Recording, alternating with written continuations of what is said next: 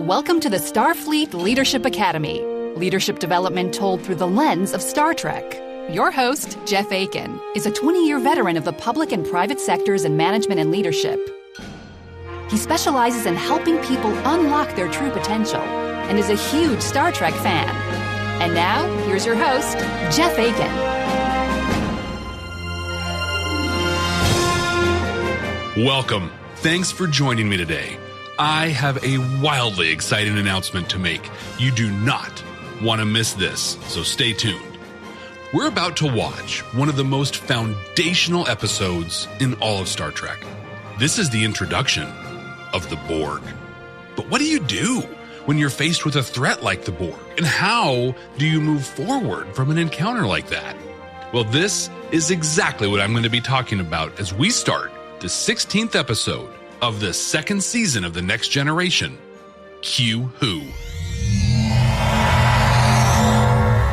Geordi LaForge and new engineer Sonia Gomez meet in engineering. She's positive, energetic, and super friendly.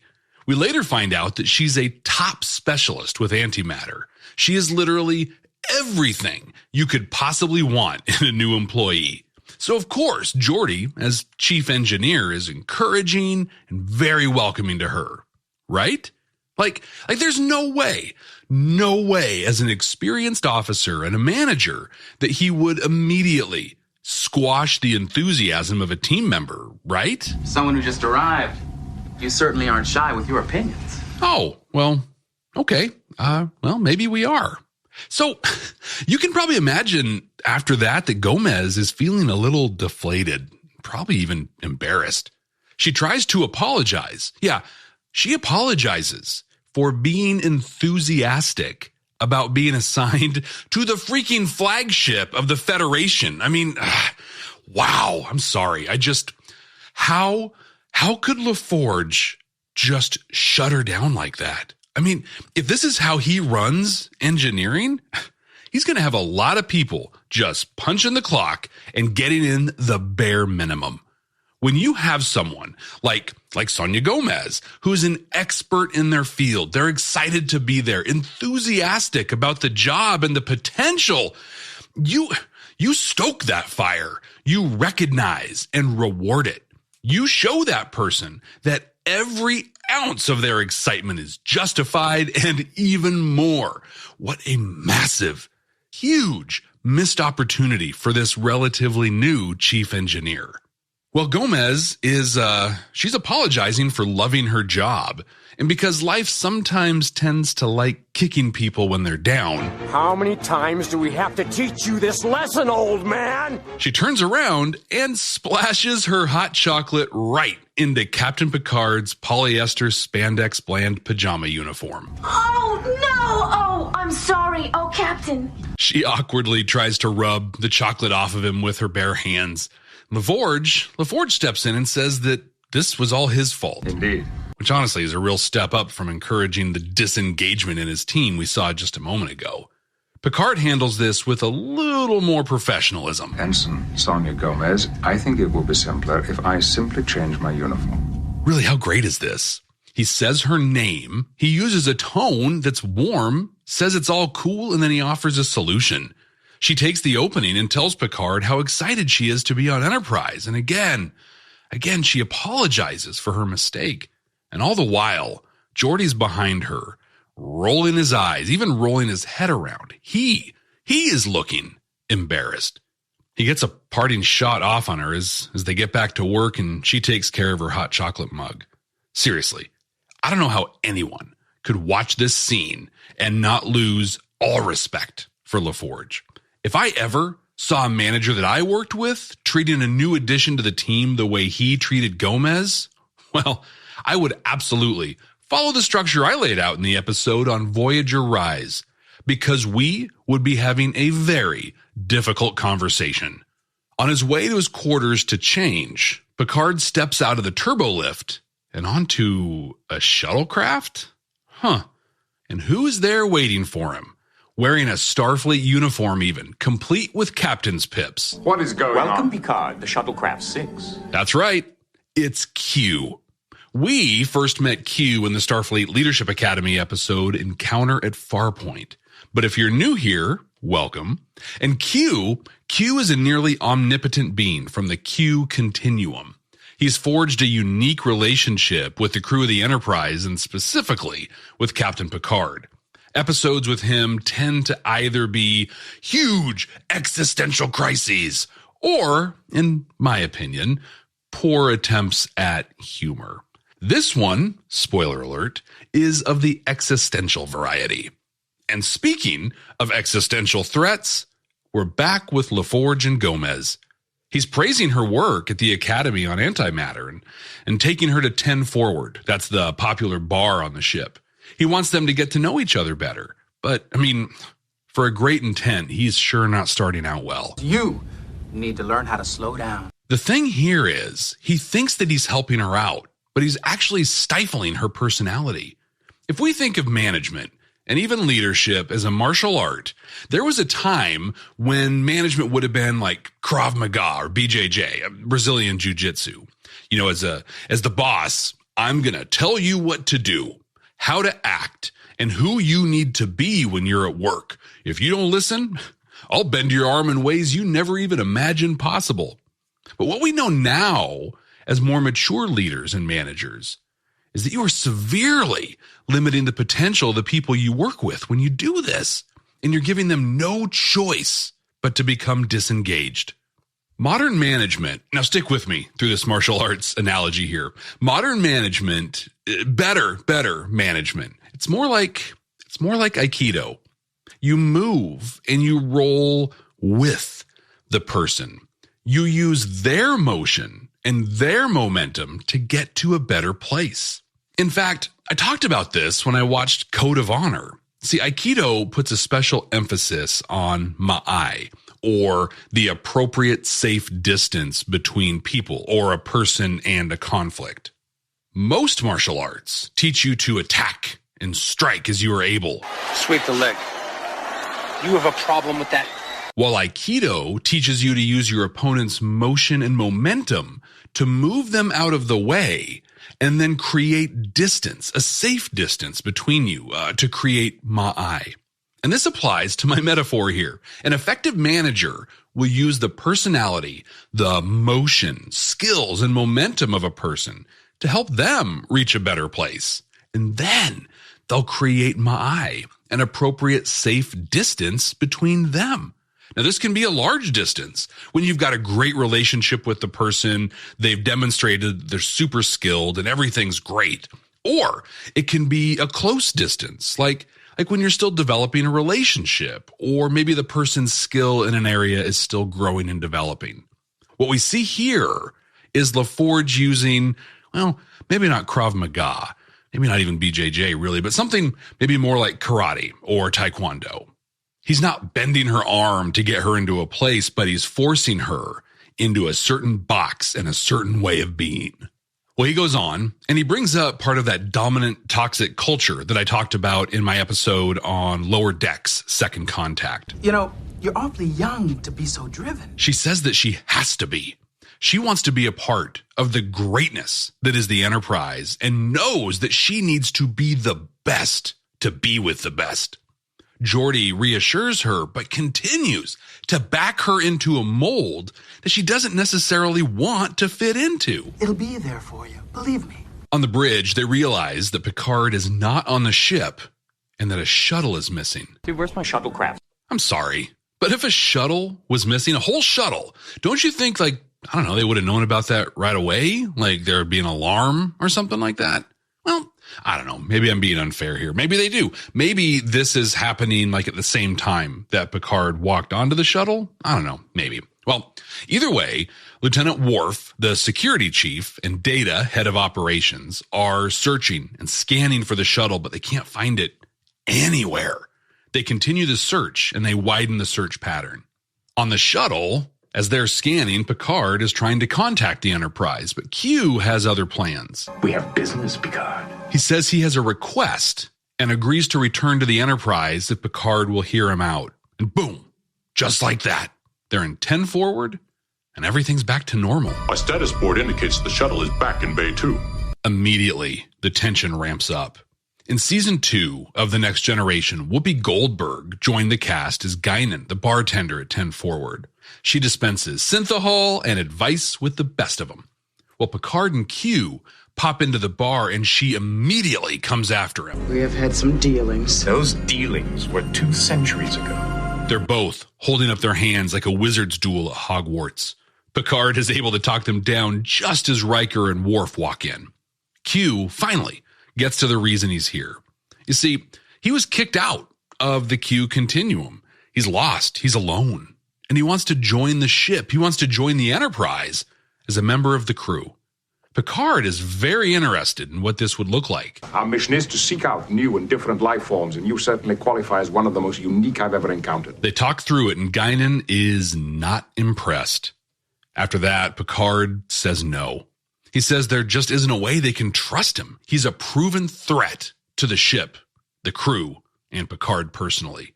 So Q shifts his pitch. And to be honest, I kind of respect this. He's going for it. He says that there are threats in the galaxy that the Federation is not prepared for, that they can't even imagine, and that he can be there with the Enterprise side by side to help them when they encounter those things. But Picard thinks they are ready. He says that things like this is exactly what they exist to do. So Q calls him on it. He snaps his fingers, and suddenly they're 7,000 light years away from where they were. At maximum warp, it would take them, maybe about 3 years to have gotten this far. They're near an uncharted system that's designated as J25. And when asked why he brought them here, Q says, "Why, to give you a taste of your future." And then he disappears. They ask Guinan for advice, as her people have been in this part of the galaxy before. If I were you, I'd start back now. Words of warning to someone like you or me, but words of encouragement to Jean-Luc Picard. They explore the system. They find an M-class planet. That's a planet that's livable for most life forms. There's evidence of a civilization there, but it's all gone. All the technology appears to have been scooped up. Suddenly, a ship starts scanning them and is heading directly towards them. We immediately recognize it. We do now watching it as a Borg cube. But to the crew and to viewers in 1989, it's just a massive, tangled construction of metal shaped as a perfect cube. Data reports that there are no life signs on the ship. Picard asks Guinan to look at it, check it out, tell him what she knows. She shares that this ship, these people encountered her people about a century ago and scattered them throughout the galaxy. They're called the Borg. They raise shields and are standing by. The music here is great. It's super tense. Out of nowhere, a person, a being of some kind transports directly into engineering. They're a mangled mess of machine and humanoid, almost machine zombie-like. LaForge sees this thing, raises the alarm. Security, led by Worf and Picard, hurry down. The humanoid, the Borg drone, is completely ignoring them and is just observing the technology. It doesn't respond to Picard's attempts to communicate. Q appears and starts egging him on. You're nothing to him. The Borg starts running through the ship's computer. We see bureaucracy in action as Picard has Worf intervene. Mr. Worf. Ensign. Yep. Looks like it rolls downhill in the 24th century, too. Well, the security guard approaches the Borg, who just shrugs him off, sending him crashing into the bulkhead. Worf blasts it with a phaser, and it crumples to the deck. Seconds later, another appears to replace it. It picks up right where the other left off, not even looking at the Enterprise crew. Worf shoots it as well, but it has a shield of some kind now. A very Lynchian Dune kind of shield. Shield practice? Gurney, we had practice this morning. I'm not in the mood. Not in the mood. Mood's a thing for cattle and love play, not fighting. I'm sorry, Gurney. And it blocks the phaser. It doesn't even flinch when fired upon. Finishes its job, takes some pieces of the fallen Borg, and returns to the cube. Powerless, Picard pulls the senior staff and Guinan together. Because her people had contact with the Borg, I've requested Guinan to participate in this conference. She shares that when the Borg encountered her people, they swept through quickly and there was little left of their civilization. Says they don't do anything piecemeal. They hit, and they hit big, and they're not open to negotiation. Right on cue, the Borg hail the ship, and for the first time ever, we hear the Borg. If you defend yourselves, you will be punished. Troy, the counselor, reads through her empathic abilities. There is no single leader, no individual. Instead, there's a hive or a collective mind. A tractor beam envelops the ship. They can't break away and they lose their shields. An almost surgical laser cuts a hole into the ship and pulls a section out. They fire all phasers on the cube multiple times and finally break the tractor beam. But the damage is done. Massive sections of 3 decks were removed from the ship. 18 people were in those sections. Picard, again, calls the senior team together to discuss. In engineering, LaForge and Gomez are working to repair the shields. The reality of her dream assignment is starting to hit her. 18 people. Dead just like that. LaForge here responds with the right message, but delivered in the totally wrong way. Sonia, stop it. We'll have time to grieve later. I mean, he's right. They have to stay focused on the task at hand. The ship is relying on them. But a little compassion goes a long way. He could have just as easily have said, I hear you, Sonia, it's devastating. But we have 1,100 people depending on us right now. Let's get the shields back up, and then we can grieve. Like, how hard would that have been? In the staff meeting, Guinan shares more about the Borg, and then Q appears. He explains that the Borg's motivations don't match anything the crew would possibly expect. This isn't about power. It's not about politics. The Enterprise is simply something for them to consume, something for them to use. Picard tries to call Q out on the 18 people that have died, but he just disappears. Worf reports that the casualty list is ready to be read, but Picard says, We'll deal with that later. Yeah, I gotta disagree with Picard on this one. The shields are back up. They aren't in an immediate crisis. Take 30 seconds and honor those people that have given their lives. This is a thing that Captain Sisko does beautifully in Deep Space Nine. During the Dominion War, he took the time every day to read the casualty reports, to see the names of the people that had served and had died. When the war started, I read every name. I felt it was the least I could do to honor their sacrifices. Picard should have done the same. And before you call me out for getting on LaForge about this, you have to understand the situation is totally different. LaForge and Gomez were responsible for getting the shields up so that more people wouldn't die. Also, Picard is the captain. He is the leader. Taking the time, just a moment, to value and respect the lives of the people he works with has a massive positive effect on every single person on the ship.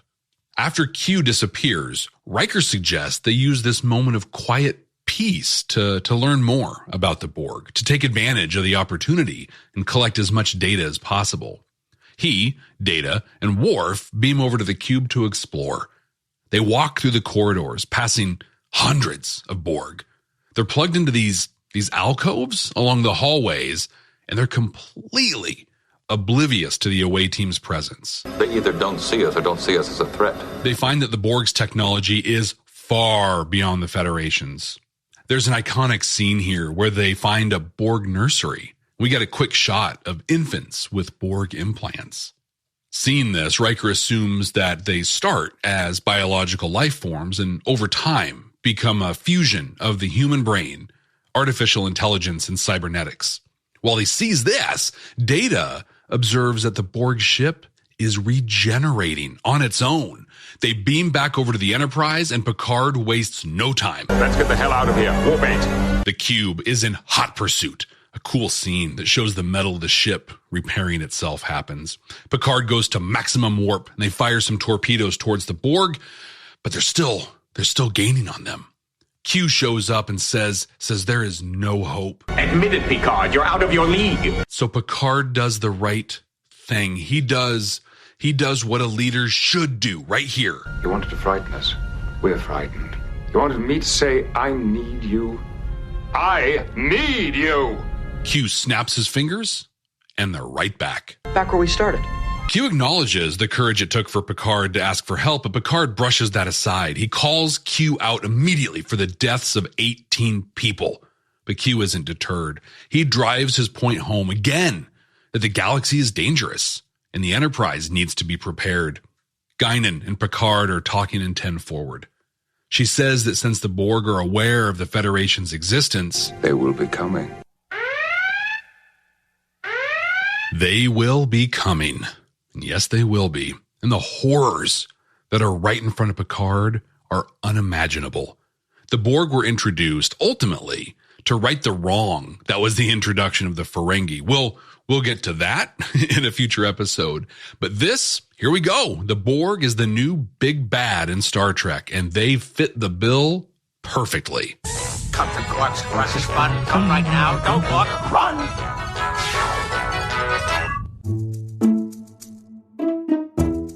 Are you a leader? A Star Trek fan?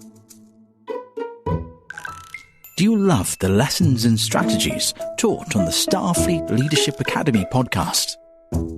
Visit jeffakin.com/store to get shirts, mugs, and other great merchandise to show off where you have learned all the great strategies and lessons that are taught on the Starfleet Leadership Academy. Visit jeffakin.com/store or click on the link in the show notes to support the podcast and look good doing it. Hi there, cadets. In our last episode, where we watched Discovery's Choose Your Pain, we talked about the incredible performance review that Saru set up for himself. Well, I created a tool to help you do the same thing for yourself. For your free copy of this tool, visit jeffakin.com and join our mailing list. You'll get access to a copy that you can download for yourself and for your team. Just visit jeffakin.com and join the mailing list. Thanks. I do carry a select line of unique artifacts and gemstones indigenous to this region. A couple of things on the production of this episode first. This came out in May of '89. And if you didn't know that, the soundtrack would absolutely make sure you did. It's about as 80s sci-fi as it gets. It's totally effective when it needs to be, but honestly, it kind of pulled me out of there a few times. The pacing of the episode has kind of that weird same thing. For an episode that packed so much in, there's a lot of weird, just long, lingering shots on the Enterprise that just hang there for a while. It feels like they were just trying to fill time. The Borg that we see in this episode don't quite look like what we'll come to know them as, but they're still great, terrifying, super unique. Given the budget they were working with, they got super creative. They ended up with a look that modernizes, but doesn't change too much as Star Trek goes on. It doesn't change, like some Klingons do throughout multiple series of Star Trek. I personally, I love Q.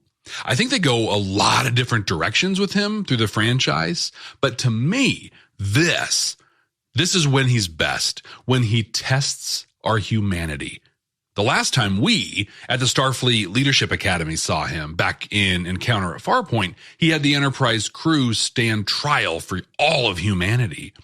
In a one-off line, we learned that apparently we got through that successfully. The first time we met you put us on trial for the crimes of humanity. Of which you were exonerated. Which is fascinating, since this trial kind of keeps coming up, right? In all good things, even up into the Picard series.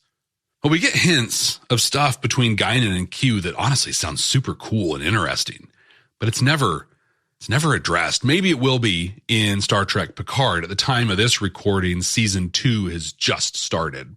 So if that storyline between Q and Guinan caught your interest, don't hold your breath for the next chapter. This was a pivotal episode for Star Trek that changed the franchise forever. Without this, there would be no 7 of 9, no Locutus, arguably no Deep Space Nine, and Voyager would be stuck flying the whole 70 years to get home. And a very, very real way, this episode sets the foundation for all Star Trek that follows. Command codes verified. I covered a lot in the episode recap that probably should actually go in this section. The way Geordi LaForge treated Sonia Gomez is inexcusable. I'm going to talk about the damage that his leadership style causes and offer some strategies that can help ensure that you don't fall into the trap that he did. I'm also going to dive into two amazing things that we got from Picard. First, he identified one of the core reasons so many companies, so many institutions of business have fallen: complacency. And he does one of the most powerful things any leader can ever possibly do. He asks for help. The Starfleet Leadership Academy is supported by listeners just like you. Click the link in the show notes to support the ongoing production of this podcast. If I were to describe an ideal employee or a member of a team, I'd likely use words like enthusiastic, friendly, skilled, invested, and eager to take on new challenges and opportunities. What you don't want is someone that is jaded, cynical, and looks at new things as obstacles or an inconvenience. Now, based on this episode, I just described two specific people. The jaded and cynical person, Geordi LaForge. The enthusiastic, invested person, Sonia Gomez. And we watched that jaded person, who happens to be in a position of authority, do everything they could to shut down all the things that describe an ideal member of a team. In fact, it seemed to me that LaForge wanted someone that was skilled, right? But also had no excitement about the job and really no sense of wonder. The strategy I want to offer you it's really what I described earlier. Roll with your team members and let them rock. Infuse them with a sense of awe and wonder in what they're doing and feed that excitement. For someone that chooses to serve in Starfleet, being assigned to the Enterprise is literally the dream. Never forget that. So think about your job and the people you work with. There was a time when you wanted this job. Like, you applied for it, you competed. Even if you were headhunted, you had to go on the dog and pony show display of showing off your skills and doing your interviews, and you try to win all those people over because you wanted that job. Now, if the excitement you have interferes with the work, yeah, you talk about that, but not in a way that kills their exuberance. You just redirect it. You try to continually tap into that moment when the person wanted the job. After watching this episode, along with the Lower Decks episode First Contact, which we haven't watched yet on the Starfleet Leadership Academy, I've decided that Sonia Gomez is my hero. She overcame so much. She overcame a toxic boss that tried to contain her, and spoiler alert, if you haven't watched Lower Decks and are planning to, you can skip this next little phrase here. But even though she worked for a toxic boss, she goes on to become captain of the USS Archimedes. Don't worry about it. I've done way worse in front of much more intimidating captains. I would be doing a massive disservice if I didn't bring this next point up too. Sonia Gomez, in addition to being new on the Enterprise, is also a woman working in a highly technical field. I don't know the lived experience of women like her. I can't do it justice, but I can point out that when she and Geordi are talking... You know, you're awfully young to be so driven. Yes, I am. I had to be. I had to be the best because only the best get to be here. It's not just about earning a spot on the Enterprise. Women have to work harder than men do in order to get the same recognition. A CNN article by Leonora Reese, I apologize if I pronounced that wrong, from 2018 showed that women, on average, needed 1.5 years more education and nearly a full year's more experience than men to be considered for the same job. She cites an anecdotal example of Donna Strickland, a Canadian physicist that couldn't get a full professorship until she won a Nobel Prize. As has been pointed out, I join Marie Curie and Maria Gaypert-Meyer as the only women to win this prize. Wonder how many of her colleagues were also Nobel Prize winners. I'm guessing that number is going to be pretty darn close to zero.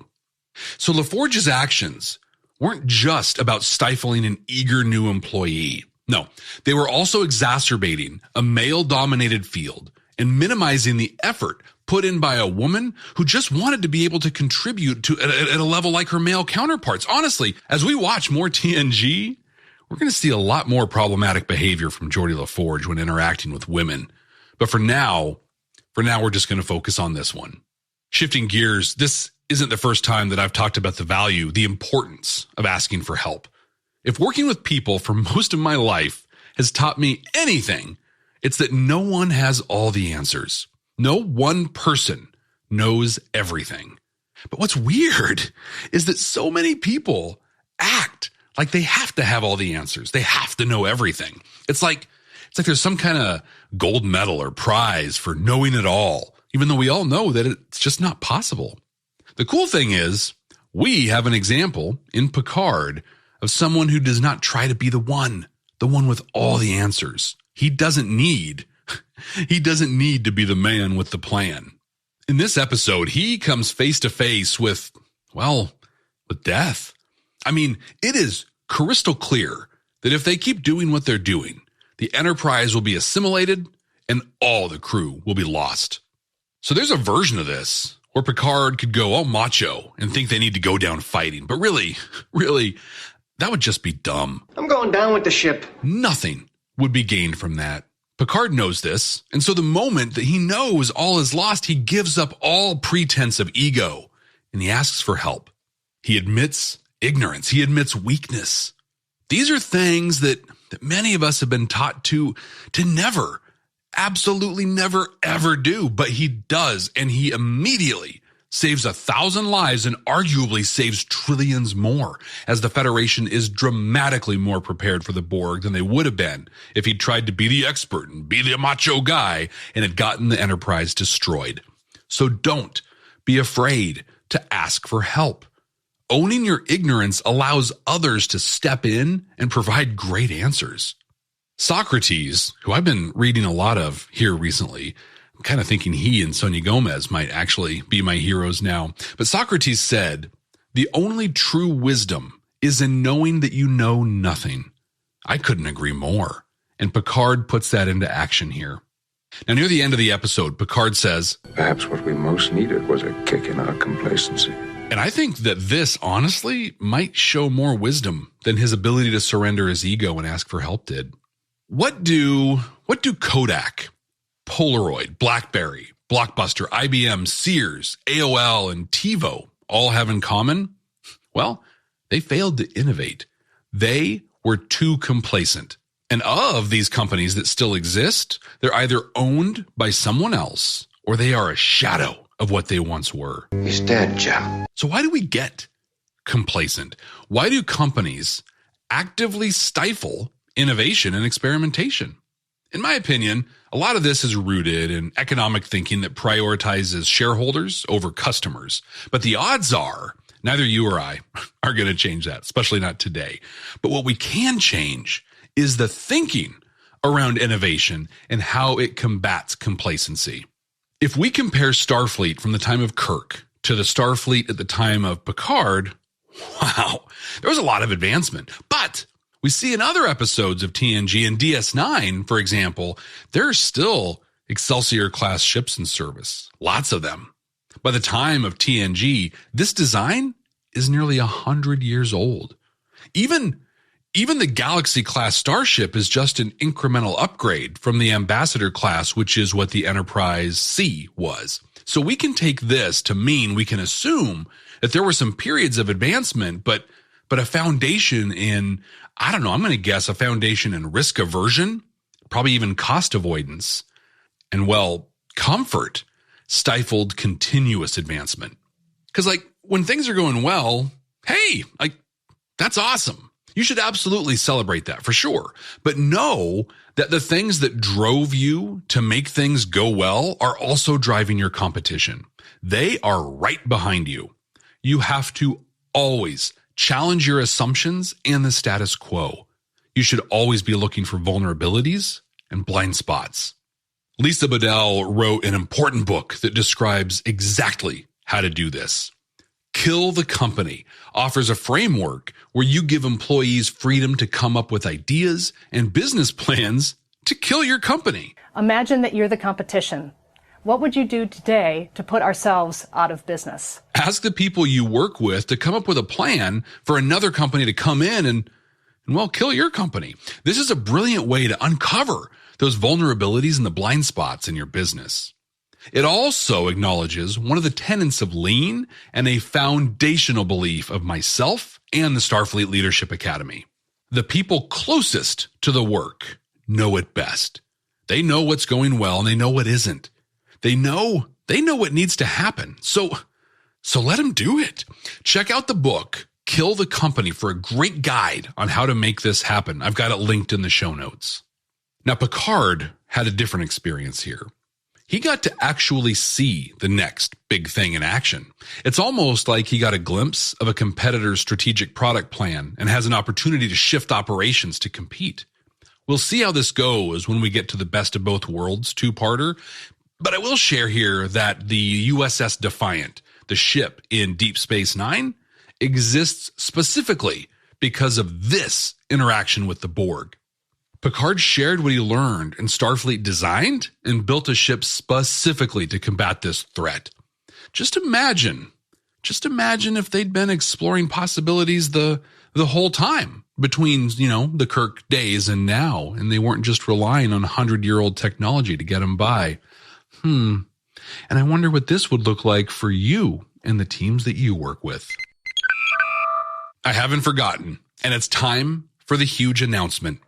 The Starfleet Leadership Academy has joined the Electrocast Media Better Business Network. I'm joining incredible podcasts like Deep Leadership, DIY for Business, and Polly Campbell's Simply Said, and others to bring you high-quality podcasts that both entertain and enrich. This means you can look forward to the same value, quality, and format that I offer today, but you'll be just one step away from a growing network of other great podcasts.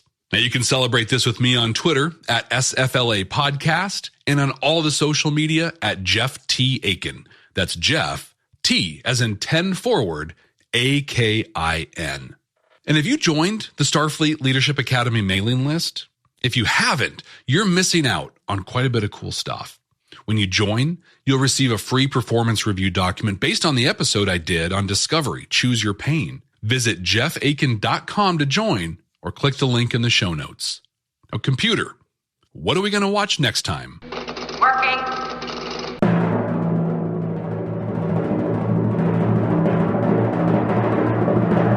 It's one of my favorites. From the first season of Discovery, it's magic to make the sanest man go mad. Remember, because Discovery runs in season-long arcs, we're taking this series in air date order. The last episode we watched was Letha, and this one is the one that comes right after. And it is a blast. Harry Mudd makes his return, and we have a lot of fun with a classic Star Trek trope. So until then, ex astra scientia.